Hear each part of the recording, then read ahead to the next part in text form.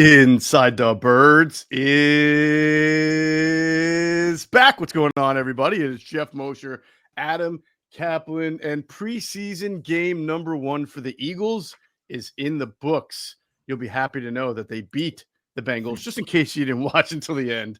But the win, the score, that doesn't matter. There were a lot of developments on offense, on defense, and we're going to talk about it in this podcast. Myself, Adam, Caplan, and Adam, let's start off with some of the things that really jumped out offensively, because I don't try, we don't try to put too much into the preseason, but it is really, really hard when you just evaluate sort of individual effort as far as a quarterback throws, rhythm, comfort, knowledge, reading progress. Tanner McKee just continues to check off so many boxes. He's a really interesting prospect at this point, Adam. He is. Let's go inside what happened. So Tanner McKee, and while you might call him a pure pocket passer, he definitely is a pocket passer. I always look at stuff that most reporters don't look for. I look at other parts of his game that needed to be improved from year 1 to 2 and 2 to 3. And the big thing with him was pocket mobility, which we saw much better last year. We saw it against the Giants. And then I think it was the first target to Darius Cooper. I think it was it might have been the first target where he got rushed. He evaded the rusher, and then he moved to his right and threw he threw it to his right. That was a great throw. That's a big-time play. Because on your point, because there's really no blitzing, or if there are, the Eagles blitz a little bit. But bottom line is there's no game planning. If someone blitzes, there's a reason for it. They're trying to get they're trying to do something with their backups and try some stuff, whatever the case may be. But McKee was just amazing. What else could you say? And you have to isolate throws because, again, the pressure wasn't really there, because the thing that surprised me is, their offensive line, and I know the Bengals didn't have Trey Hendrickson. I get that. We have to mention that. It's our job. But, this offensive line with all backups, other than Tyler Steen, who started, by the way, and they started Becton in the one preseason game. He was the only starter to play on offense last preseason. But, the other part about this, and McKee was awesome, we'll get more to him in a minute, but the offensive line was phenomenal. That was surprising to me. Oh, I have it written. I wrote about it last night for Philly Voice, and we're gonna talk about it in this pod. There were a couple of things that really jumped out at me that we're gonna get specific on with the O-line. I was really impressed with the offensive line, especially since they were all backups except for Steen. But to get back to your point on McKee, even before the completion to Cooper, he had a play. Now it's just a footnote now, and it was an incompletion, but I thought it was really good. He was flushed to his right, and it was a third down, and he kept running to his right, getting close to the sideline, kept his eyes downfield, and he released a really nice pass to Grant Calcaterra that honestly should have been caught. At first, it looked like Calcaterra had to dive for it, but the replay showed all he had to do was reach, and then he went to his knees after reaching and not catching the ball. If he catches that ball, that's a first down. It's a nice play, but you're probably talking about Calcaterra making a nice catch, but forgetting the fact that McKee sensed the rush, got to his right, kept his eyes down the field, and made a real laser of a throw while his momentum was taking him toward the sideline. That was a great throw. And the thing about McKee was, you mentioned it in passing, is his ability to maintain his downfield focus. So what happened was, if you watch really closely, he would scan because he had time. We have to mention that. But he threw it to the right guy with juice when he needed to. And he threw some into traffic, which was interesting. He had a couple where, wow, I was like, he's willing to make that throw. That was big time. And you have to understand, sure, Trey Hendrickson didn't play, but Logan Wilson played. He's a starter. Both starting safeties, Geno Stone and Battle, played. Now, Cam Taylor-Britt didn't play. He was a starting corner. We understand that. We mentioned Hendrickson. B.J. Hill's a starting D tackle, but they had at least 7 starters in the lineup, and McKee ripped them apart. You could say all you want about preseason. I understand that. But the bottom line is he made big-time throws playing with backups at the skill position. So that was an enormous performance by this kid. And I'll tell you what, after this season, heading into March of 2026, if they want to trade him, the better tape they get, you use this as a guide. My God, I don't know what. I mean, you saw the Giant game for that one half. This is pretty damn good. You know what? I've been thinking since the end of the game. I have no idea what the ceiling for this kid is, but I feel like at this point, I can tell you the floor is that he's a good backup quarterback in the NFL. He can play in the NFL. He can come in, and I think he can come in and win you games if your starter gets hurt. And at this point, if a team calls up Howie Roseman and says, I want to give a blank for Tanner McKee, I don't know what that blank is, because they may really have something. And just in case, you always want to have that kind of commodity. Yeah. And McKee is in year 3 of a 4-year deal. He's clearly the backup. We as we talked about March, there would be no competition for it. No matter what was out there, it was all wrong. There was never going to be a competition for it. The kid has got it. I give the Eagles credit. His college numbers. People want to know, and it's a great question. It just came up in our Patreon. We did a really cool, and we had a huge crowd. We did a first time we've ever done this. We did a live video chat with our Patreon tier 3 members at halftime, and it was packed. And I was asked about it again. Why wasn't he drafted higher? His college numbers weren't great. He was a little bit older. The Mormon Mission, as Malala calls him, the Mormon Missile. Rightfully so. But man, pocket passer. Now I know the knock was him. Did really question the movement.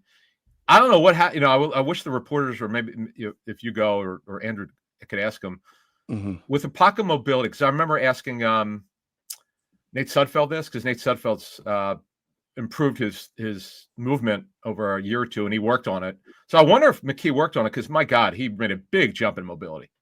That's a great point. I will try to see if I can poke around on that. You know how the access has been.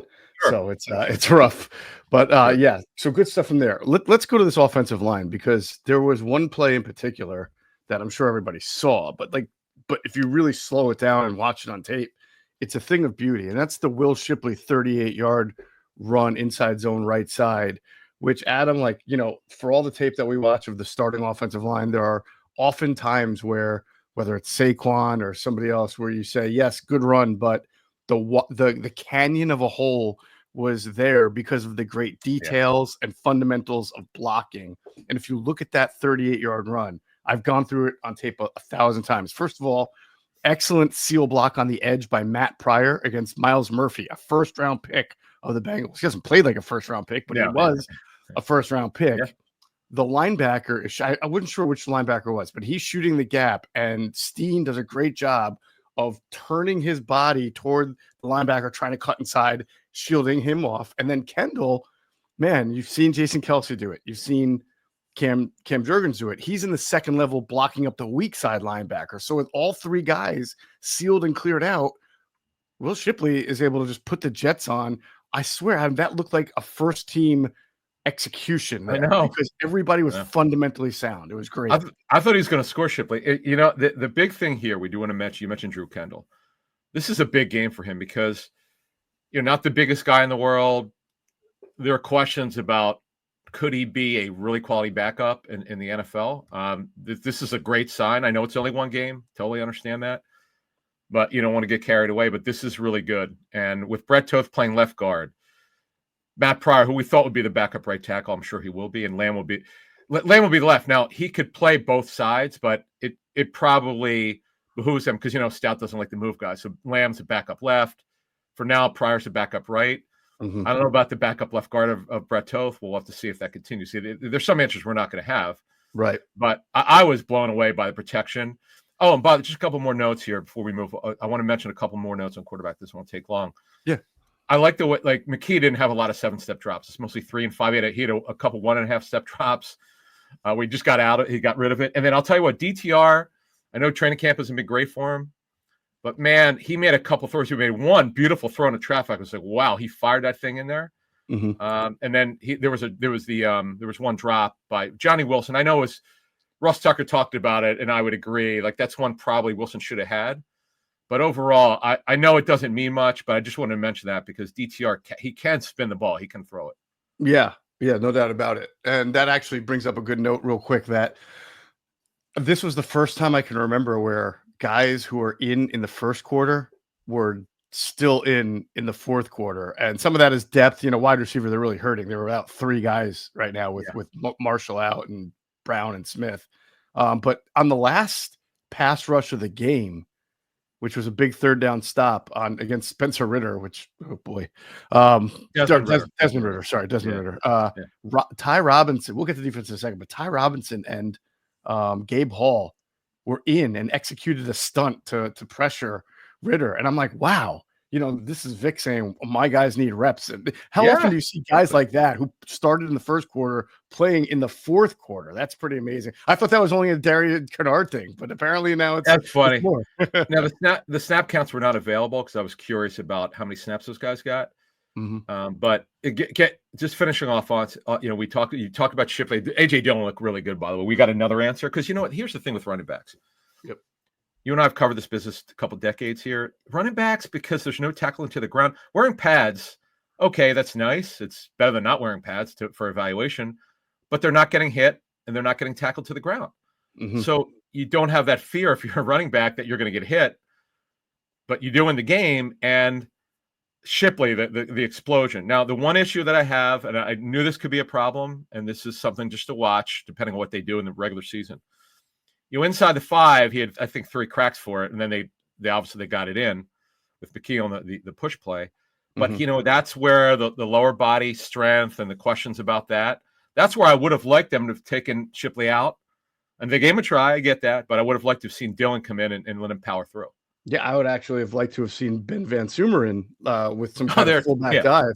Interesting that Ben Van Sumeren did not play a single offensive snap, which I know that I sound crazy, Didn't I see it? But only special teams. Okay. It fuels my theory that they're hiding him. I think they want to use this fullback a little bit creatively, and they're not trying to show that in the preseason. It could be totally wrong. It's just a hunch, but we'll see.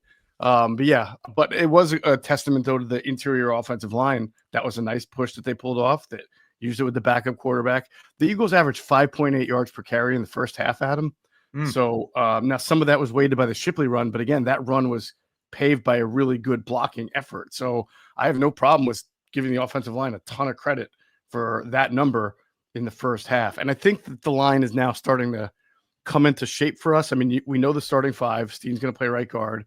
Yep. At this point, I can't see Matt Pryor not making it unless he, just gets hurt or falls off. He was good. He was always going to, I know, but I was sort of skeptical because he didn't play really well. A really good story I'm going to try to pursue is why he's become a better lineman after leaving the Eagles and coming back than when he was here. But he's definitely there. Lamb's definitely there. So that's 7.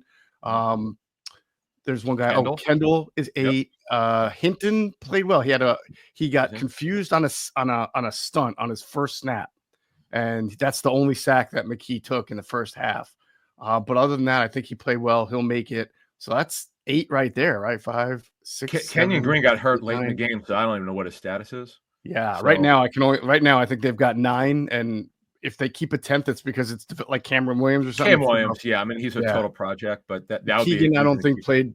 I watched him. He snapped the ball okay, but they went under center a lot in the second half, and then he also allowed some run pressure. Like he just did not look like the starting quote unquote starters who were really second teamers. So I hear you. Let's move to receivers. So Johnny Wilson, let's give him his effort because one of the knocks on him. And I saw this. I've talked about this play before, where it was last week, and I think the pass was either from McCord or McKee in practice in the left side of the end zone, and he just didn't make the effort. The ball should have been deflected. Yep. And it was over Mac McWilliams is under 5'11", and Wilson is how tall is he? 6'7"? 6'6", yeah. Okay, so he's got 8 inches on the guy. I mean, you got to go after it. Now he did in this game. That was he did a good job, man. It's good to see his effort. They need this from him. He can't just be a guy who could block. Sirianni loves to point that out, but everybody knew that already. But that's the kind of thing against the Bengals and he started the game, by the way. NolanSmith, they started 11 personnel. It was Johnny Wilson and NolanSmith. NolanSmith, what a great punt return. Wow, that was phenomenal. Yeah. And Dotson, showed up. So, but good for Johnny Wilson. We've always, listen, our job is to tell you the truth. We've been very critical of Wilson because they didn't perform other than block. But this is a good sign for him to make the team for sure. Yeah. And so I don't remember the last practice you were at for the Eagles, but I was at the last 2, and I think 3 of the last 4. And I will tell you, after those first 3 days where we were kind of knocking Johnny for not using his body, things have turned around. And not only that, I felt like over the last 2 practices, you started to see him like you saw him in the game. They started to move him more into the slot and have him running certain kind of routes that took advantage of either his size or got him on a break in a zone. And he started to catch the ball really well, like seeing it into the hands. And I talked to him after the game. I mean, he definitely talked about playing the slot here, which it's either there are times he's a slot or times he's just tight to the line of scrimmage. We talk about the reduced splits. Yep. But that seems to be an area where Kevin Patullo has been able to tap into him, because on the outside, he's not a natural separator. You can only really use your height, but on the inside against certain coverages, he's a nice, big, easy target.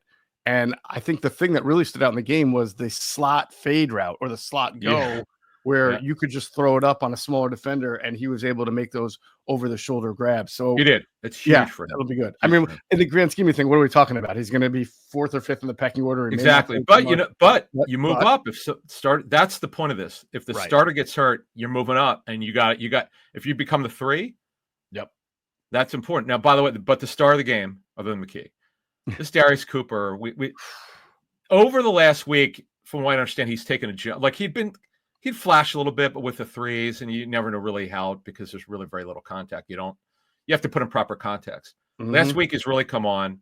Yep. It's funny because you talk about Wilson's not a natural separator. Watch Cooper separate. And he played the Z. I just look at my notes here. Played a little bit of the Z, a little bit of the X. They moved him. He caught the balls on the right side, left side. He was phenomenal. Right, scored the touchdown. Super strong. He's under 6 feet, but he's really built well. And this dude's a baller from Tarleton State. I mean, this is one thing I do want to mention before we move on here. Before we move on to maybe one more 2 quick notes on offense before we go to defense. Dotson's a free agent after the season. They don't know who the future 3, 4, or 5 is after the season. So Cooper, we're not putting him on the roster yet. He sure looks like he should be. Oh, and then unfortunately, the big receiver got hurt. Elijah Cooks in the first half didn't look good. He was carted off. Yeah. So there's going to be one. And Tarsus Marshall didn't play.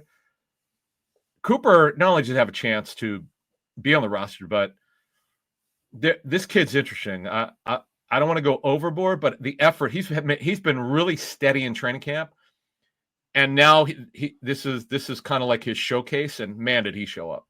Yeah, I was trying to do the numbers. Like they've got the top 3 receivers. Looks like Wilson and NolanSmith are performing well, so that's 5. I don't know how, unless they keep an extra guy, and I don't know what they want to do with Avery Williams. If Avery Williams makes it, it's because NickSirianni like banged his fist on the table, because he hasn't deserved it. But if he keeps making plays, I don't know. I don't want to say it might be tough to waive him, because wide receivers are a dime a dozen. But you have to be. You're right. He's been very impressive. He's playing above his pedigree. And I will say this, I charted this down. He had a first team rep in practice the other day. Now, again, they're short a few receivers, but that doesn't mean that he has to get a rep, but he got a rep.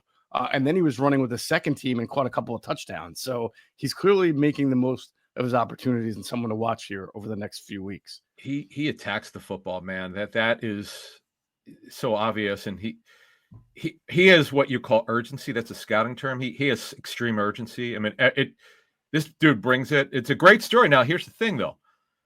It's now on tape. 31 other teams have seen this now. So the secret's out. Yep. Now we'll see. Now, if he does well in game 2 and game 3, it'd be hard to cut him and try to sneak him through. Because the worst thing you could do is a guy like this who balls out and it looks to be real. You should try to sneak him through the practice squad and he gets claimed, because that's what keeps GMs up at night. Because I remember Joe Banner told me that if you're willing to put a guy through waivers, you're willing to lose the player, and you should be saying that to yourself. Oh, yeah, you know what? We'll live with it if someone claims him. Right. You don't want to have that feeling. Right. By the way, last point on offense. Well, two quick things. One, I charted the 30 snaps in the first half of 11 and 12 personnel, and they played about 57% 11 personnel, so 43% 12. That's still pretty heavy 12. So for a percentage there. So obviously Patullo carrying over what they did well from last year. There was some motion. I saw some jet motion. It wasn't a lot. I've seen more motion in camp than I saw in the game, but there was some motion added to the offense. I wanted to make note of that. And then just an overarching point is that, how often do we say in preseason games, it's really tough to evaluate this QB or this or that because it's the backups. But when you have an organization like the Eagles or Ravens or others that really invest in the offensive line top to bottom, it really allows you to helps you evaluate your quarterback and then your passing game and then your running game a little bit better, because you're not just sitting there saying, oh, we got a bunch of bottom of the roster type players. I mean, some of these backup linemen could probably be competing for starting jobs elsewhere. But it really shows out in the preseason how that helps the evaluation process. All right. Defense. Very defense. impressed. Go ahead. Yeah, defense. Listen, I'm not going to make too much of Kelee Ringo. He wasn't in a great position on that back shoulder catch by Jamar Chase from Burrow, but he's also going up against Joe Burrow and Jamar Chase. I know that it sticks out like a sore thumb, but like better corners than Kelee Ringo have given up that same route. Well, understand he's competing for a starting job, so you'd be going against Joe Burrow if they were playing the Bengals. Sure. The season, so you got to show up. He had 2 really bad plays. The one where he was in press position, he just gave access to Chase, and that's a player you're talking about, I think, without looking. That one I don't know if I can't remember, but I mean he did a bad job of tracking the ball, but that was bad. He got caught.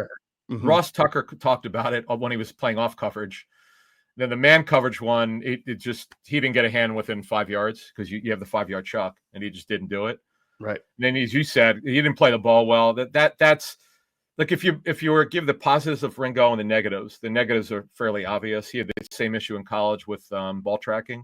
Mm-hmm. He's got the length, he's got the speed. Kid works hard from what we understand. It's just he's got to be better. Dory Jackson's got to be better. I mean, they've yes, they're playing against Joe Burrow, but guys, they're competing to be starters. Mm-hmm. And the Bengals have their first team offense out there. So I know, look, it is what it is. They have to be better. And next week, in fact, Saturday's their first practice. We'll get a look at Jacorian Bennett and see if they can move him up quickly. We'll see what they do. Yeah. From a tackling standpoint, I didn't think it was great at the interior level. I thought Mondon struggled a little bit. He got bowled over on that touchdown at the goal line by the tight end. He got stiff-armed by Chase Brown at one point. And by the way, how about one twin brother tackling the other? Sidney Brown. That was crazy. That was crazy. Couple things. Trotter and Mondon started. Now, Campbell came in. The penalty, by the way, he could have been flagged twice. Legal hands to the face, and then he grabbed the running. On his other hand, he grabbed the running back's face mask. Yeah. And by the way, he didn't get off his block well on that too, which is why he had to get his hands on the face. So, but I mean, that's just one play. The athleticism showed up because you remember the play where Andre Sam hit the receiver, the ball went in the air and it was almost picked off. That was Campbell 20 yards down the field diving to try to pick off the ball before it hit the ground. So you could see the athleticism. Oh yeah, it was a great effort. That was a great effort. Yeah, you could see the athleticism, but he needs some fine tuning. Yeah. Unfortunately, I just don't think Mondon or even Trotter Jr. They looked a little bit of a step slow. Well, now the question would be: Did the front clean them off? Gabe Hall and Ty Robinson started in the interior. Uche looks he can move now. He can move, and Ojulari. He's got to be better, man. They're into him because they liked his tape a lot, and that's why they brought him in. Greg Cosell liked his tape. Yeah. But he hadn't shown up yet, man. Ojulari and Uche started the game. Yeah, I thought the interior guys did better than the edge guys. You're right. Uche did show up a little bit, but in general, there was not a lot of edge pressure. I thought Robinson and Hall played well when they were in there, played violently. I also wanted to make the point that the Bengals, those big plays that they got, came out of a lot of 12 personnel for them. I don't know how much they're going to do that during the season, but it's really hard when you're in your 5-man front and your backup nose is that Joe Davis, a guy they signed in the middle. Joe Evans. Sorry. Yeah. So you're not going to get a lot of great pass rush when you're 5-on-7 and one of your 5 is Joe Evans. He's a 340-pound guy. Oh, he was the backup. No, yeah, he was the backup nose. Wow. Yeah. He was in early because he was their starting zero technique in the 5-man front with no Jordan Davis out there, right? So yeah, he signed a training camp. Wow, he just signed that's one of those things you're just never going to see. You're not seeing that in the regular season. So I'm not trying to make too much of the Bengals striking a few big plays.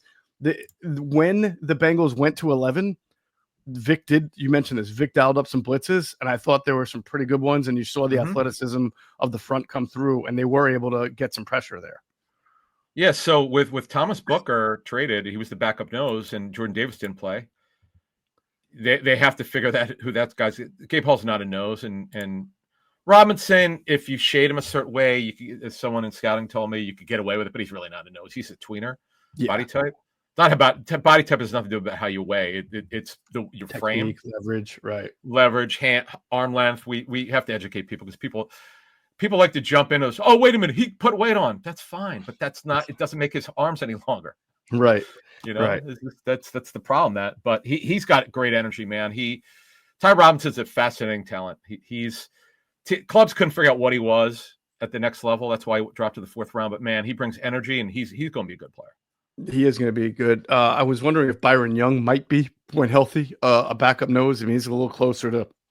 He's got the long arms. I thought that might help him at that position, but Young didn't play. Yeah, he was hurt. He was hurt. He didn't play. So yeah, there's that. The corner. Sidney Brown looked okay. I think there were a couple of times I thought he was either out of place or over pursuing, which is sort of his forte. So he just has to clean that up. But nothing egregious. I thought was bad. I just would have liked to have seen a little more pass rush from the edges. I agree.